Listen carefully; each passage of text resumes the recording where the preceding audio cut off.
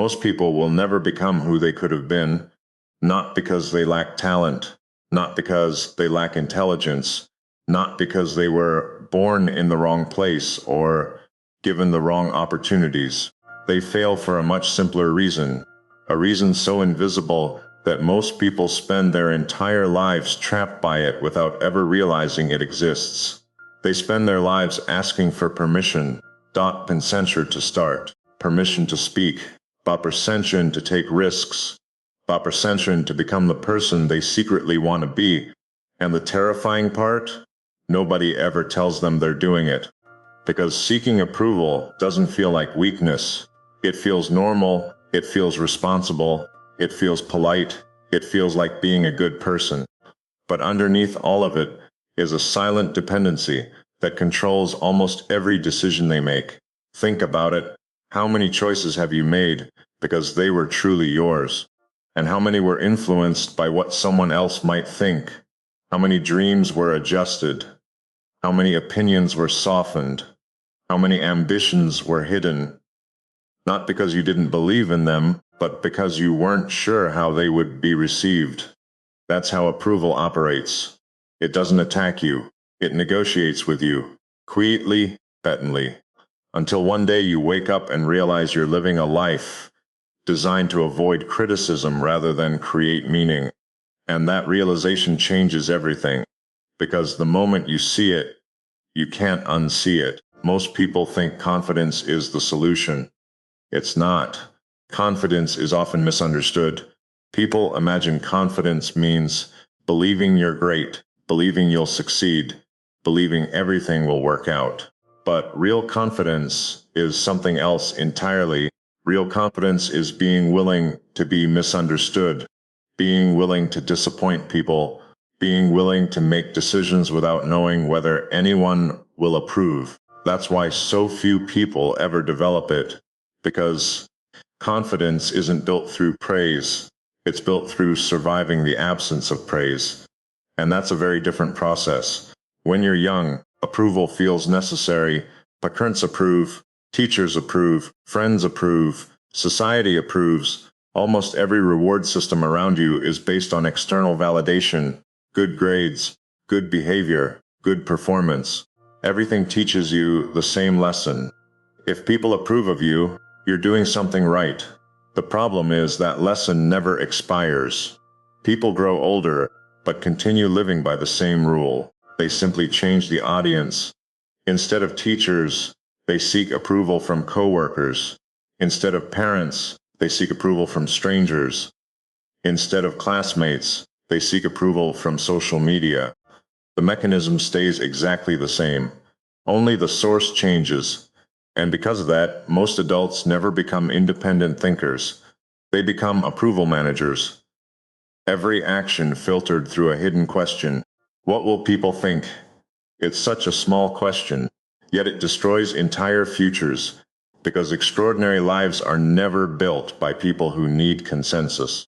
Every breakthrough idea looked ridiculous before it worked. Every ambitious goal sounded unrealistic before it happened. Every successful person was doubted before they were admired. The approval came later, much later, but most people never reach that point because they need approval first, and that's impossible.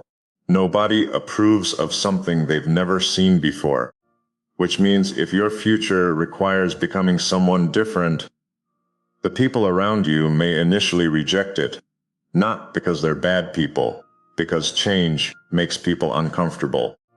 Especially when your change highlights their lack of change. That's something nobody talks about. The moment you begin growing, you unintentionally challenge everyone who stays the same. Your discipline becomes a reminder of their excuses. Your ambition becomes a reminder of their comfort. Your progress becomes a reminder of their stagnation. And many people respond to reminders by resisting them, not openly, subtly, through jokes, through doubt, through concern disguised as advice, through questions designed to pull you back toward what's familiar.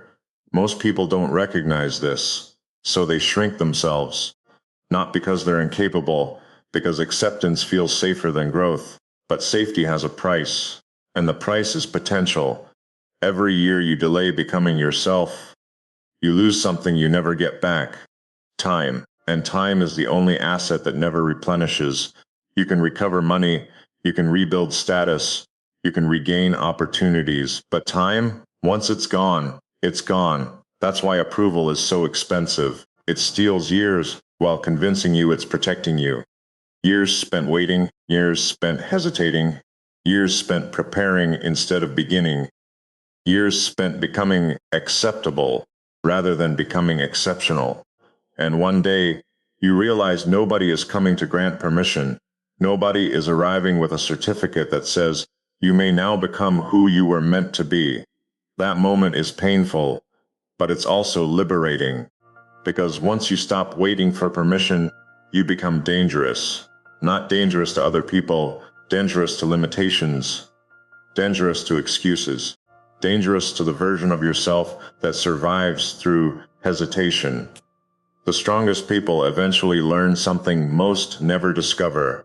Freedom begins where approval ends, and once that truth settles into your mind, everything starts changing, not dramatically, not overnight, but permanently, because from that moment forward, every decision becomes a test, not of talent, not of intelligence, not of resources, but of independence. Can you trust yourself without applause?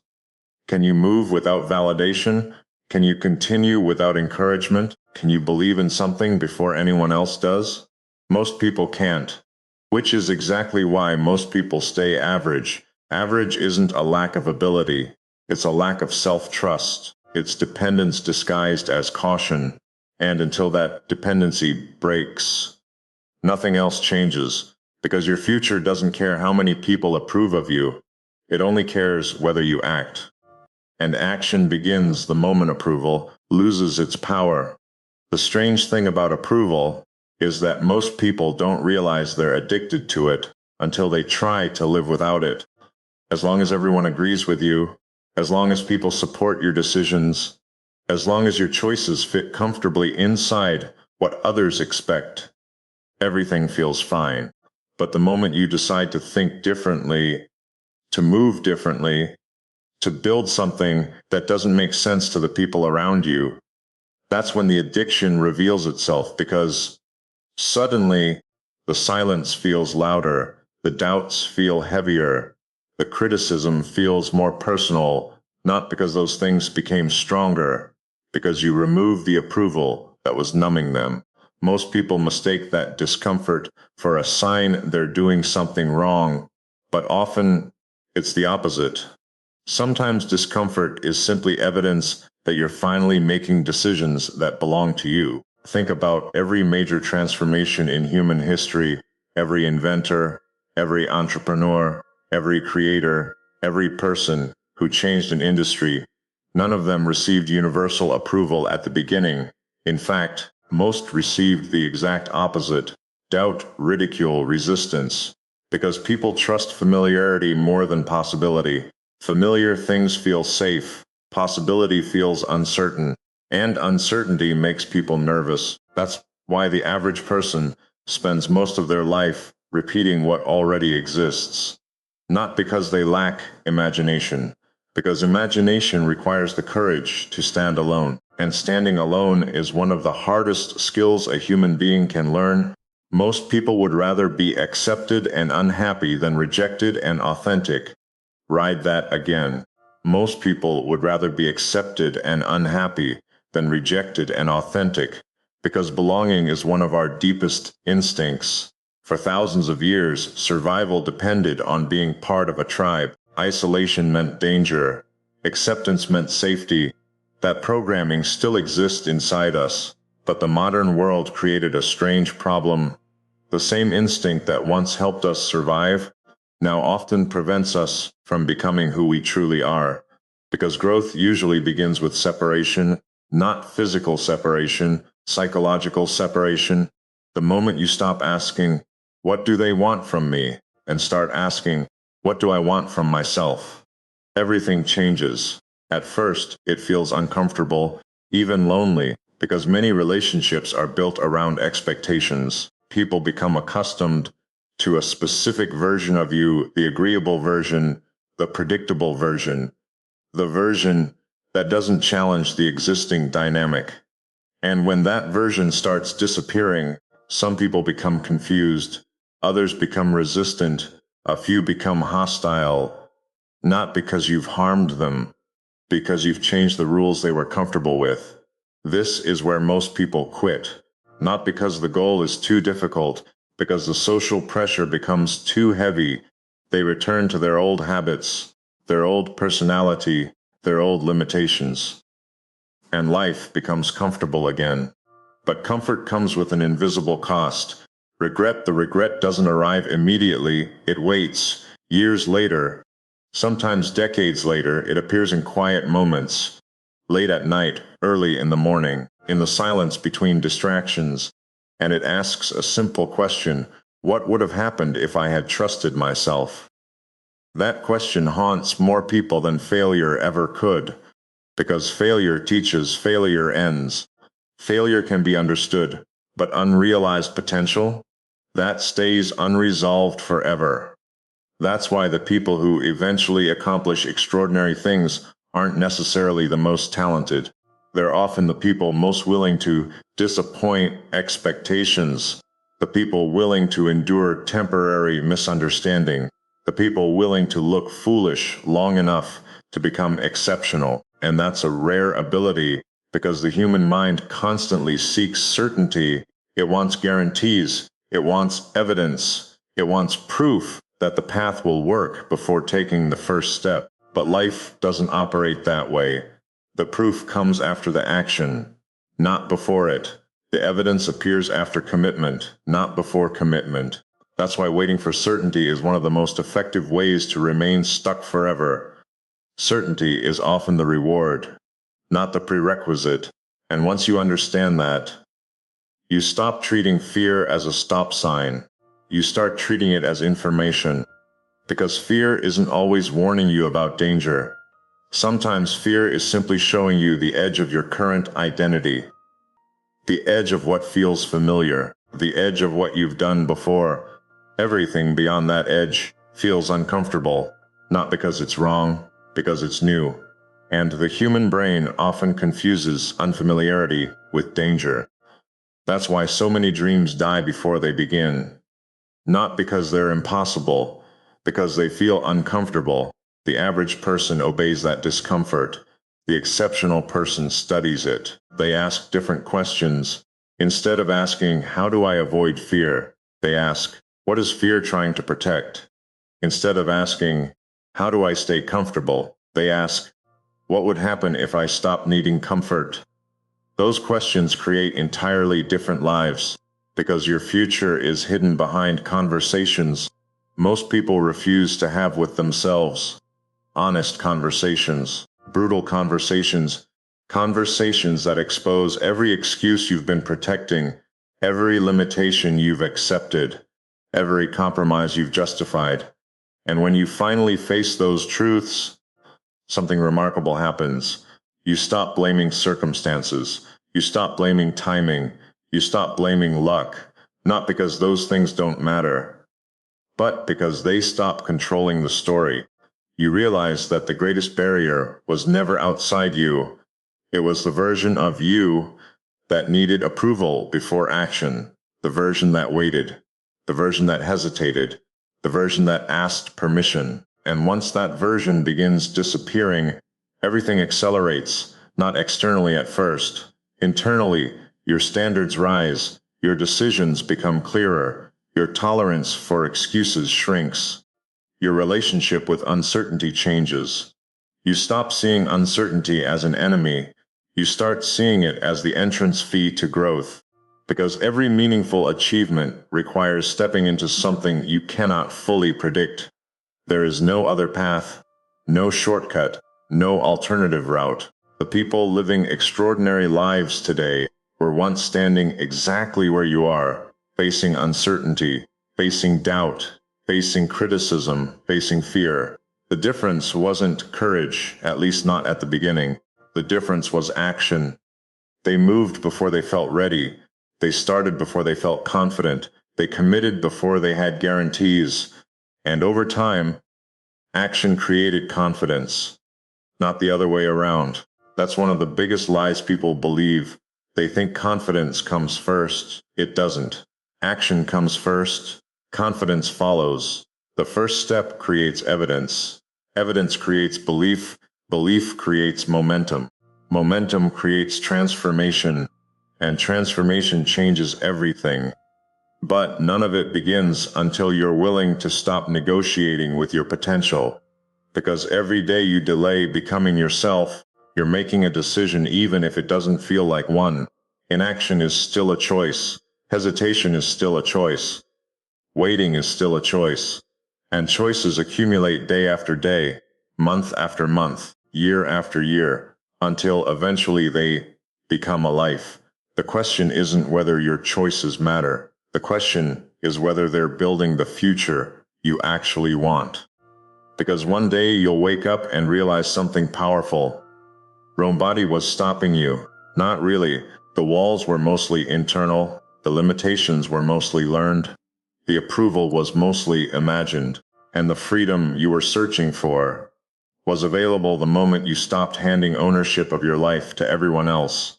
That realization changes people, not instantly, but permanently. Because once you've seen the cage, you can never again pretend it's a home. The moment you stop seeking approval, something inside you becomes quiet. You no longer need everyone to understand you. You no longer need everyone to support you. And most importantly, you no longer need to explain yourself, because you finally understand something. Your life was never supposed to be a public vote. It was supposed to be yours. For years, you may have measured yourself through other people's reactions. If they praised you, you felt valuable. If they criticized you, you questioned yourself. If they believed in you, you moved forward.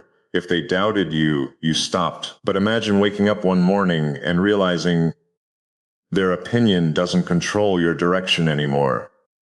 That's freedom. Not having more money, not having more followers, not having a perfect life. Freedom is being able to make a decision without needing permission from the world. And this changes the way you see yourself. You stop asking, do they think I'm good enough? And start asking, am I becoming someone I respect? That's a completely different standard, because when your standard becomes self-respect instead of approval, you become harder to manipulate. You become harder to distract. You become harder to stop. You don't need applause to stay disciplined. You don't need attention to keep building. You don't need someone to believe in your vision before you believe in it yourself. And that's when your identity begins to change. You stop being the person who talks about starting and become the person who starts. You stop being the person who waits for the perfect moment and become the person who creates the moment. You stop saying one day and start saying today. That shift may look small from the outside, but internally, it changes everything, because your life is ultimately a reflection of the decisions you repeatedly make. And the strongest decision you can make is this: I will no longer abandon myself just to be accepted by someone else. You will lose some approval, that's inevitable. Some people will misunderstand you. Some will question your choices. Some may even walk away. Let them. Not everyone is supposed to understand the person you're becoming. Some people only recognize the version of you that benefited from your insecurity. When you change, the relationship changes. And that's okay. Growth doesn't always mean taking everyone with you. Sometimes growth means having the courage to continue when nobody comes with you. Remember this: you don't need permission to change your life. You don't need permission to start again. You don't need permission to become ambitious. You don't need permission to say no.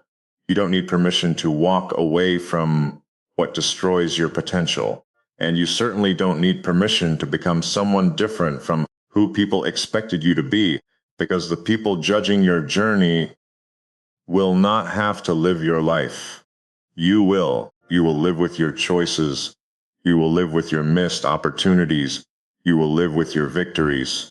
You will live with your regrets. So stop building a life that looks impressive from the outside while feeling empty on the inside.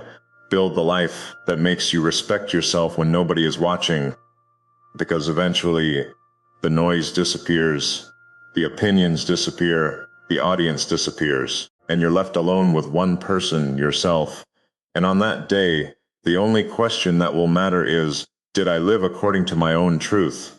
If the answer is yes, then you won. Not because everyone approved of you, but because you finally stopped needing them to. So go, build it, start it, say it, deprecate it, become it.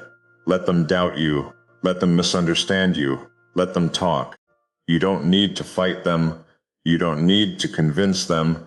You only need to keep moving, because the greatest version of your life may be waiting on the other side of one simple decision: to stop asking for permission and finally give yourself permission, Bob Fensrin, to become who you were capable of becoming all along.